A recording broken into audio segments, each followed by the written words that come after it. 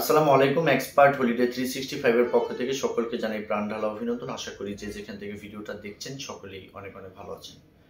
আজকে আলোচনার মূল বিষয়টা হচ্ছে যে বাংলাদেশ থেকে মাত্র 1 মাসে আপনি কিভাবে ক্রোয়েশিয়ার ভিজিটর ভিসা নিয়ে ক্রোয়েশিয়াতে প্রবেশ করতে পারেন এই সংক্রান্ত বিষয়গুলো নিয়ে কথা বলবো। তবে আলোচনার পূর্বে আন্তরিক রিকোয়েস্ট চ্যানেলটি সাবস্ক্রাইব করবেন নেক্সট ভিডিওগুলো পাওয়ার জন্য। এছাড়া আপনাদের যদি কোনো মূল্যবান মতামত থাকে চাইলে কমেন্ট বক্সে টাইপ করতে পারবেন। আমরা সময় সুযোগ বুঝে আপনাদেরকে ভালো একটা অ্যান্সার দেওয়ার চেষ্টা করবো ইনশাআল্লাহ।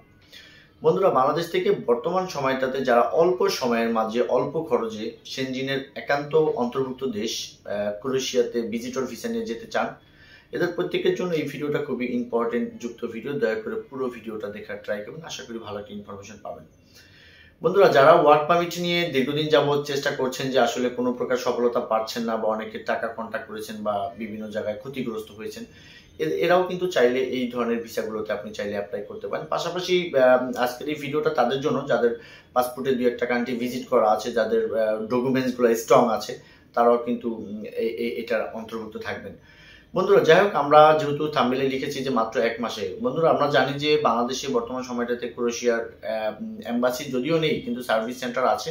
বিএফএস এর মধ্য দিয়ে কিন্তু আসলে ক্রোয়েশিয়ার জন্য আপনি ফাইলটাকে সাবমিট করতে পারবেন এখানে বসেই।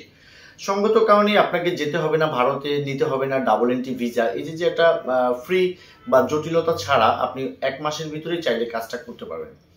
আমরা জানি যে ক্রোয়েশিয়ার এম্বাসির অ্যাপয়েন্টমেন্টগুলো সবসময় একটু ঝামেলা থাকে, আপনি চাইলেই কিন্তু আপনি স্লট খালি পাবেন না। তো বর্তমান সময়টাতে আমরা জানি যে স্লট যদিও অনেক টাইম লাগে, কিন্তু আমাদের কাছে যে ধরনের মেকানিজম আছে বা থার্ড পার্টি দিয়ে কিন্তু আসলে 1 সপ্তাহ বা 2 সপ্তাহের ভিতরেই কিন্তু আসলে এই এম্বাসির অ্যাপয়েন্টমেন্ট যে জটিলতা আছে এটা কিন্তু কাটিয়ে তোলা সম্ভব বা অ্যাপয়েন্টমেন্ট ডেটটা পাওয়া সম্ভব।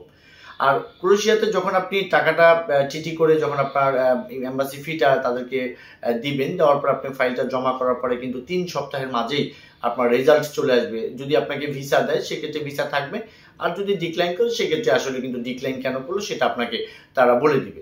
সঙ্গত কারণে যাদের কাছে পর্যাপ্ত ডকুমেন্টস আছে, পর্যাপ্ত ডকুমেন্টস বলতে আমি এদের কি বুঝাবো যে আপনার প্রফেশনাল ডকুমেন্টস, যেমন আপনি জব করছেন, জবের বিপরীতে যে ধরনের পেপারসগুলো থাকে এগুলো তো অবশ্যই আপনি শো করবেন। পাশাপাশি আপনি যদি বাড়ি ভাড়া দিয়ে চলে থাকেন তাহলে সেগুলো আপনি শো করতে পারেন, বা আপনার যদি অ্যাসেটের বিপরীতে যদি কোনো ইনকাম থাকে সেটা কিন্তু আপনি চাইলে প্রুফ করতে পারেন। অর্থাৎ বাংলাদেশে আপনি খেয়ে পড়ে ভালো আছেন, আপনি আর্থিকভাবে সাফিসিয়েন্ট আছেন, তাদের জন্য কিন্তু এই বিষয়টা আরেকটু সহজ হয়ে যাবে ব্যাপারটা। এছাড়া যারা হয়তো একদম ফ্রেশ পাসপোর্ট বা ইন্ডিয়া ঘুরেছেন, আপনার ব্যাংক ব্যালেন্সটা স্ট্রং আছে, তারাও কিন্তু চাইলে অ্যাপ্লাই করতে পারেন। তো যাই হোক বন্ধুরা, বর্তমান সময়টাতে ক্রোয়েশিয়াতে প্রচুর পরিমাণ ভিসা অ্যাপ্রুভাল হচ্ছে। আপনারা চাইলে ওয়ার্ক পারমিটে 12, 14, 15 লাখ টাকা খরচ করে ওইভাবে না গিয়ে আপনি যদি মনে করেন যে আপনি ক্রোয়েশিয়া থেকে ইতালি বা ফ্রান্স, জার্মানিতে চলে যাবেন, তাহলে আমি বলবো যে 12 লাখ টাকা খরচ করে আপনি ওয়ার্ক পারমিটে এত মাসের পর মাস ট্রাই করার পরেও আপনি নানান ধরনের হ্যাচেলে পড়ে যাবেন।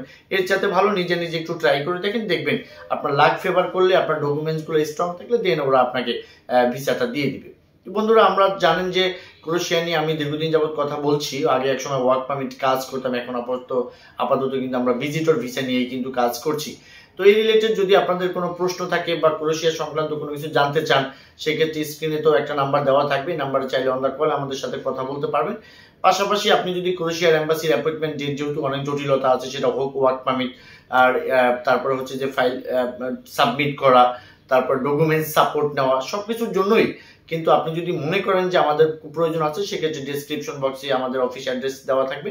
সরাসরি আমাদের অফিসে এসে যোগাযোগ করলে আমরা কিন্তু আপনাদের কন্ডিশন বুঝে, আপনাদের কাগজপত্রগুলো দেখে তারপরে আপনাদেরকে ভালো একটা অ্যাডভাইস দেওয়ার চেষ্টা করব। তো যাই হোক, সকলে ভালো থাকবেন, সকলে সুস্বাস্থ্য কামনা করি। আসসালামু আলাইকুম।